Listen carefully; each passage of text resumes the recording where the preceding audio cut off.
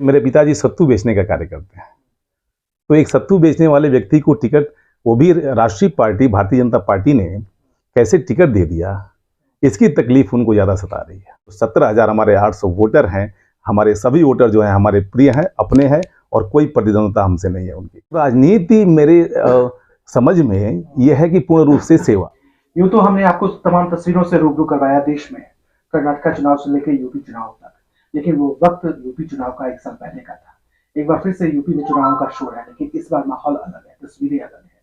तस्वीर है नगर निकाय का, और जिस तरीके से जो तमाम जो प्रत्याशी हैं मैदान में है, जनता के बीच में है, आशीर्वाद ले रहे हैं, उसी कड़ी में हम मौजूद हैं तमकुही राज इलाके में। कुशीनगर जिले में ये आता है, और जिस तरीके से इलाका परिचय का मोहताज नहीं है, उसी तरीके से बीजेपी के बड़े नेताओं में शुमार है, और पार्टी ने इनको प्रत्याशी बनाया है तमकुही क्षेत्र से नगर पंचायत अध्यक्ष पद के लिए। खुद हमारे साथ जेपी गुप्ता जी मौजूद हैं। मुखालफत काफी हो रही है, तमाम जो लोग हैं, जनता है, उनके बीच हम रहे और बता सकते हैं कि शॉर्ट मार्जिन से जीत फतेह हासिल कर सकते हैं जेपी गुप्ता। वो मार्जिन 400, 450 या 500 के आसपास का हो सकता है। जेपी गुप्ता जी, आपको बधाई पहले दे, उसके बाद मुखालफत भी हो रही है, तो की वजह बताइए। अब देखिए, सबसे पहले तो आपने जो बधाई दिया है, तो निस्संदेह यह बधाई जनता की बधाई है। और जनता चुनाव जेपी गुप्ता नहीं लड़ रहे हैं, जनता स्वयं लड़ रही है। जनता जो है वो स्वयं लड़ रही है। और जो लोग जो अनावश्यक बातें जो कर रहे हैं, तो मुझे ये लग रहा है कि जो हमारे यहाँ सम्मानित जो हमारे यहाँ की जनता है नगर पंचायत तमकुही राज की, जो मूल कोर वोटर जो हैं वो बड़े प्रसन्न हैं। और जो लोग बड़ी दावेदारी करते हैं, बड़ी व्यवस्थाओं में रुचि रखते हैं, वो मुझे कहीं ना कहीं लग रहा है कि एक छोटे व्यक्ति को, जैसे मेरे पिताजी सत्तू बेचने का कार्य करते हैं, तो एक सत्तू बेचने वाले व्यक्ति को टिकट, वो भी राष्ट्रीय पार्टी भारतीय जनता पार्टी ने कैसे टिकट दे दिया, इसकी तकलीफ उनको ज़्यादा सता रही है। जो मुखालफत करते हैं, पीएम साहब तो चाय बेच के प्रधानमंत्री बन गए, जो मुखालफत करते हैं उनको सत्तू पिलाएंगे क्या? बिल्कुल। देखिए, द्वेष हमारे लिए नहीं, उनके मन में अगर कोई भाव है तो वो उनका मन है। और मैं ये शुरू से मेरा जो जीवन चला है, और मैं उस जीवन में ये जानता हूँ कि मेरा कोई प्रतिद्वंदी नहीं है, मेरा कोई दुश्मन नहीं है, सभी मेरे हैं, अपने हैं। और जैसे कि हमारे पूज्य योगी आदित्यनाथ जी महाराज कहते हैं कि जब विकास की बात करते हैं, लोगों की बात करते हैं, तो उत्तर प्रदेश सरकार की 22 करोड़ की जनता की बात करते हैं। तो हमारे वहाँ भी जो 17,000 हमारे 800 वोटर हैं, हमारे सभी वोटर जो हैं हमारे प्रिय हैं, अपने हैं, और कोई प्रतिद्वंदता हमसे नहीं है उनकी।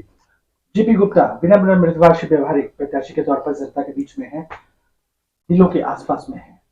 तमाम बड़े नेताओं से हमने आपको रूबरू करवाया जो बीजेपी से ताल्लुक रखते हैं, अन्य पार्टी से भी ताल्लुक रखते हैं, लेकिन जेपी गुप्ता एक अलग तरीके से जनता के दिलों के बीच में आ रहे हैं। और जिस तरीके से कह सकते हैं कि आखिरी वक्त में इनका नाम फाइनल होता है और टिकट की रेस में ये सबसे आगे निकल के आ जाते हैं, तो जो इलाके में माहौल है वो भी काफी आपके पक्ष में कह सकते हैं गर्व हो चला है। हाँ जी, बिल्कुल, तो बिल्कुल। जनता के नाम क्या कहना चाहते हैं, क्योंकि लोकतंत्र है, लाजमी सी बात है। इनके समर्थकों से बात हुई, विरोधियों से भी बात हुई, तो इनके विरोधियों ने कहा कि कपड़ों से गांधीवादी है, विचारों से क्रांतिकारी है। अपने आप को कहाँ पाते हैं जेपी गुप्ता? बस मैं ये जानता हूँ कि आजकल की जो राजनीतिक व्यवस्था जो चल रही है, देखिए हमारे वहाँ पहले नगर पंचायत में जो हमारे एक तरह से कहा जाए कि ग्राम सभा पहले थी, अब हम इस भारतीय जनता पार्टी की सरकार में ये नगर बना है। तो पहले जो व्यवस्थाएं थी वो ग्राम सभा की व्यवस्था थी।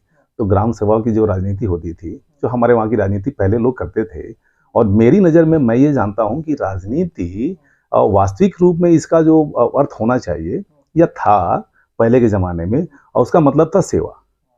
राजनीति मतलब सेवा, मतलब नेता अगर कोई हम चुनते हैं, यानी कि अगर 10,000 की आबादी में अगर कोई एक व्यक्ति जो 9,999 लोगों का अगुवा बनाया जा रहा है, उसके चुनने का मतलब बस यही होता था कि वो एक व्यक्ति जो है वो पूरे 9,999 लोगों की समस्याओं पर, सामाजिक व्यवस्थाओं पर, उस पर चर्चा करे और सभी लोगों को एक साथ लेकर के चलने का कार्य करे। तो राजनीति मेरे समझ में यह है कि पूर्ण रूप से सेवा, और मैं इसी भाव के साथ आया हूँ कि निस्वार्थ रूप से जनता की सेवा करना चाहता हूँ।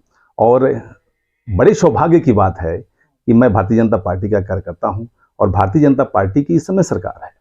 तो मैं जनता से ये भी कहना चाहता हूँ कि एक सीधी सिंपल चीज़ें हैं और जिनको बड़े स्पष्ट शब्दों में समझ में आनी चाहिए कि भारतीय जनता पार्टी की सरकार है।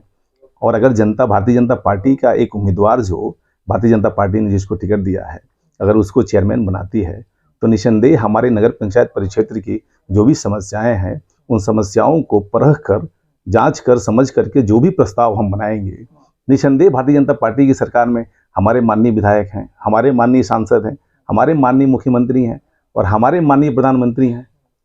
तो मुझे नहीं लग रहा है कि कोई ऐसी अड़चन उसमें आएगी कि जो भी प्रस्ताव यहाँ बने वो फेल ना हो। बात किया, मैंने बताया भी कि लोकतंत्र है, लाजमी सी बात है, सबके सवालों को रखना होगा। कुछ लोगों ने कहा भी कि सर ये सवाल जरूर पूछेगा।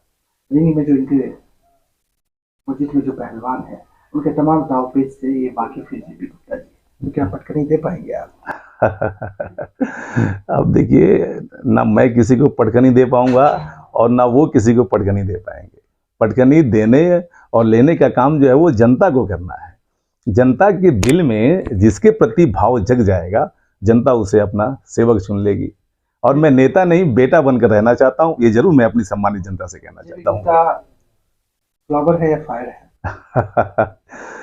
फ्लावर भी है और फायर भी है, इसलिए कुव्यवस्थाओं के लिए मैं फायर हूं, लेकिन अपनी जनता के लिए मैं बिल्कुल फ्लावर हूं, बिल्कुल नम्र, जैसे लोग चाहे मेरा उपयोग करें। भी आप समझ सकते हैं जो जनता, सामान्य जनता, जो वोट करने वाले हैं, जो लोग मैसेज किया आपका, अपील किया आपका, क्या अभिवादन करते हुए बताना चाहते हैं तमाम लोगों के नाम, गणमान्य जो जनता वोट करने? नहीं, मैं अपने नगर पंचायत परिक्षेत्र की सम्मानित देवतुल्य जनता से विनम्र हाथ जोड़ करके निवेदन करना चाहता हूं कि भारतीय जनता पार्टी की इस अविस्मरणीय सरकार ने जो बहुत सारे कार्य जो कर रही हैं, उस भारतीय जनता पार्टी की सरकार ने मेरे जैसे एक छोटे से व्यक्ति, गरीब व्यक्ति को टिकट दिया है।